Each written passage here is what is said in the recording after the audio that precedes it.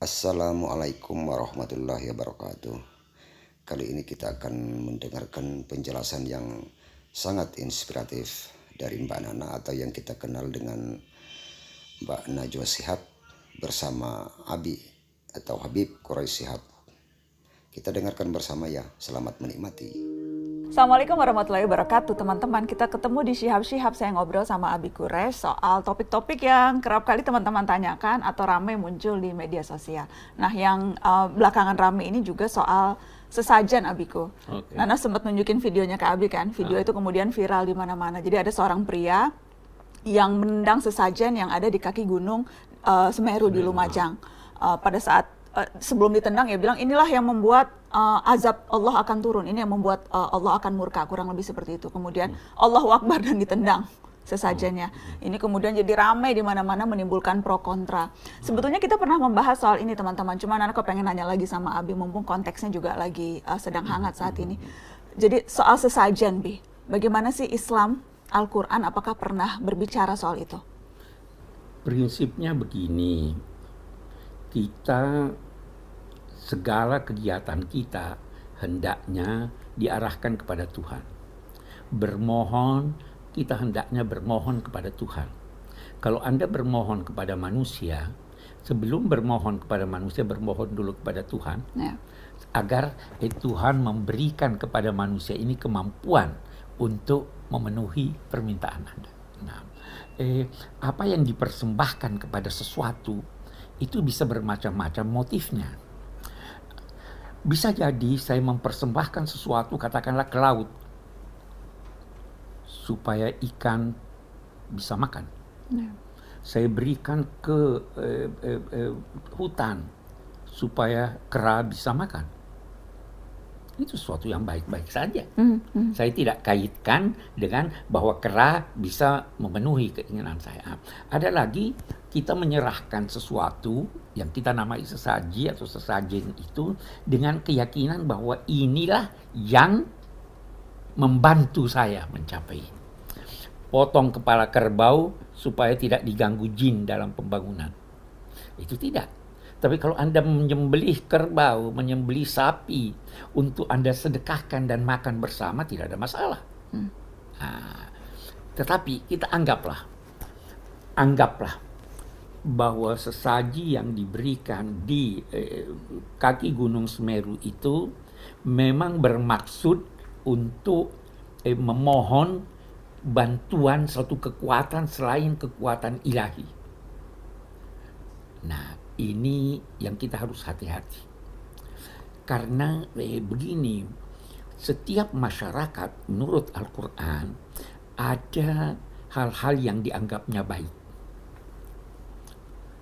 Nah, apa yang dianggap baik oleh masyarakat tertentu, jangan ganggu itu. Itu ada ayat di surat Al-An'am, dia katakan begini, وَلَا تَسُبُّوا الَّذِينَ يَدْعُونَ مِن دُونِ اللَّهِ فَيَسُبُّوا اللَّهَ عَدْوًا بِغَيْرِ عِلْمٍ كَذَلِكَ زَيَّنَّا لِكُلِّ أُمَّةٍ عَمَلًا. Jangan memaki sembahan-sembahan orang-orang yang menyembah selain Allah. Maki aja tidak boleh, apalagi nendang. Nah, memang begitulah Allah menjadikan manusia mencintai sesuatu, menganggap baik sesuatu. Tidak apa-apa. Nanti Tuhan yang akan menentukan di hari kemudian apa pandangan Tuhan, keputusan Tuhan terhadap mereka. Jadi mestinya itu jangan ditendang. Karena seperti kita ketahui teman-teman, suku Tengger yang memang berada di sekitar kaki Gunung Semeru, salah satu adat istiadat mereka itu menaruh sesajen. Nah, itulah dia artinya kita hormatilah itu. Ya toh, menghormati itu bukan berarti kita setuju. Itu adatnya, itu kebiasaannya, itu kepercayaannya. Kenapa mau diganggu? Al-Quran berkata ini. Banyak sekali ayat itu. Lana a'maluna walakum a'malukum. Kami punya kegiatan amal, kalian punya kegiatan juga. Silahkan masing-masing kita.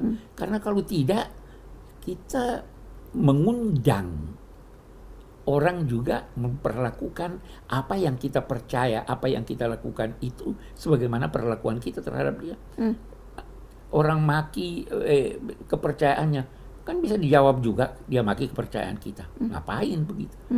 Tapi bahwa itu akan memicu murka Allah, apakah itu betul, Bi? Dari mana kita tahu? Karena kan si orang ini dengan gagahnya bilang ditendang, inilah yang akan memicu azab dan murka Allah. Kalau dalam konteks itu kita katakan Allah kan mengizinkan. Tidak akan terjadi sesuatu tanpa izin Allah. Allah memberi kebebasan manusia untuk percaya atau tidak percaya, untuk beribadah atau tidak beribadah. Kalau kita baca ayatnya tadi, putusannya nanti di hari kemudian, siksaannya nanti di hari kemudian. Jadi pada prinsipnya, apakah semua adat istiadat, apakah semua kebiasaan itu diperbolehkan oleh Islam? Tidak.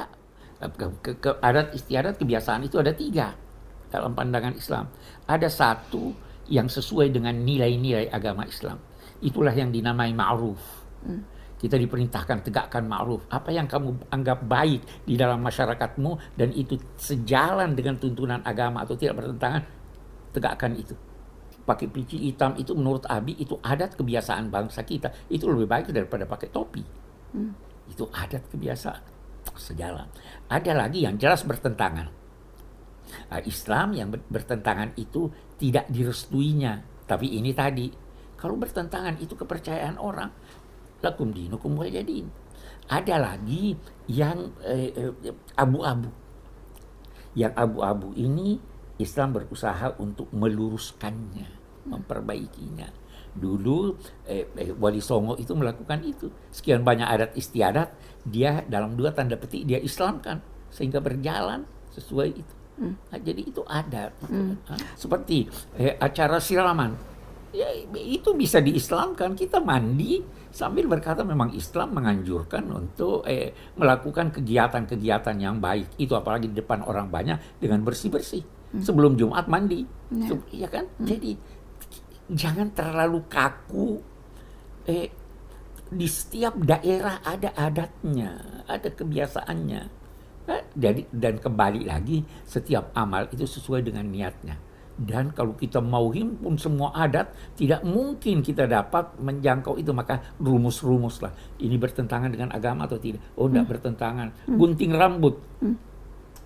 Boleh tidak gunting rambut? Boleh. Ya, orang haji pun habis selesai gunting rambut ada lambang-lambangnya. Jadi itu adat kebiasaan. Bi, ada juga kemudian yang mempertanyakan dan berusaha menyamakan aksi di Lumajang itu seperti apa yang dilakukan oleh Nabi Ibrahim waktu itu, Bi, menghancurkan patung-patung. Ini salah paham. Setiap agama, setiap nabi membawa 2 macam ajaran. Ada prinsip-prinsip dasar. Prinsip-prinsip dasar dari semua nabi ini sama. Ketuhanan, percaya ada wahyu, percaya ada hari kemudian, percaya ada kitab suci. Kemudian ada lagi hukum-hukum syariat, itu beda-beda. Nah, Nabi Ibrahim bawa keesaan Tuhan. Nabi-nabi sebelumnya semua dipercaya. Tapi ada syariatnya yang tidak sesuai dengan kita. Dia menghancurkan berhala-berhala itu tidak harus diteladani, tidak perlu diteladani. Itu ajaran yang sesuai dengan ajaran Nabi Ibrahim. Nabi Muhammad tidak menghancurkan berhala-berhala. Buktinya apa? Sahabat-sahabat beliau yang faham agama ketika ke Mesir, ketika ke Irak, ketika ke Syria, itu menemukan berhala-berhala, mereka tidak hancurkan. Tapi kan Nabi Muhammad juga sempat menghancurkan berhala ketika masuk bagus di Mekah, Bi. Bagus, itu bagaimana? Bagus. Mekah itu punya status khusus. Mekah itu adalah tanah suci yang oleh Allah dan Rasulnya dinyatakan tidak boleh dihuni kecuali orang yang beragama Islam. Sekarang kita mau analogikan. Sekarang ini dikenal visa. Visa itu kebijakan negara dalam konteks menjaga keamanannya dan menampakkan keindahannya. Ya kan? Nah, sehingga bisa saja satu orang dilarang oleh negara masuk ke negara itu karena bertentangan dengan falsafat dan ininya. Nah, Islam melarang non-muslim masuk ke sana. Kalau begitu, masih dibutuhkan adanya berhala-berhala itu di sana? Tidak dibutuhkan. Silahkan. Pindahkan saja, hancurkan saja. Jadi jangan analogikan itu dengan ini. Lantas ambil itu, oh ini kita hancurkan aja. Karena di sini ada nos, ada ketetapan agama bahwa siapa yang mau menganut kepercayaan di luar Mekah, silahkan. Siapa yang mau, kalau di dalam Mekah harus Islam. Dan jangan kritik itu kebijakan. Sebagaimana kita tidak bisa kritik suatu negara yang melarang warga negara lain masuk. Tidak dikasih visa. Tidak dikasih visa. Itu wewenang mereka. Wewenang mereka. Jadi dalam konteks Nabi Muhammad ketika itu menghancurkan berhala ketika masuk ke Makkah karena memang status kota Mekah. Status kota Mekah, kota suci. Kota suci. Ya, bukan berarti kemudian konteksnya itu diambil dan dijadikan alasan nendang-nendang sesajen gitu ya, Bi? Betul. Negara punya wewenang untuk mengatur. Begitu juga di Mekah. Itu kebijakan yang direstui Allah dan Rasulnya dalam rangka memelihara kesucian Mekah. Ya toh? Jangan pakai itu di sini. Beda konteks. Beda konteks. Okay. Jadi ketika kemudian ditendang dan dibilang tidak sesuai itu sama sekali tidak Islami. Justru itu tidak Islami. Tidak Islami. Islam suruh biarkan aja orang. Kenapa mau larang dia? Dia diberi kebebasan untuk ini. Karena bahayanya bisa berdampak. Kalau nanti dia membalas, dia hancurkan masjid, dia tendang Quran, bagaimana itu? Kan bisa tuh balas tendang. Kalau kita bolehkan ini si A melakukan itu, bolehkan juga si B melakukan lawannya. Daripada kita bertengkar, mari kita saling menghormati. Tetapi sekali lagi, penghormatan pada sesuatu bukan berarti persetujuan. Penghormatan bukan berarti persetujuan. Oke. Thank you, Abiku. Terima kasih teman-teman sudah menyimak Syihab-Syihab. Assalamualaikum.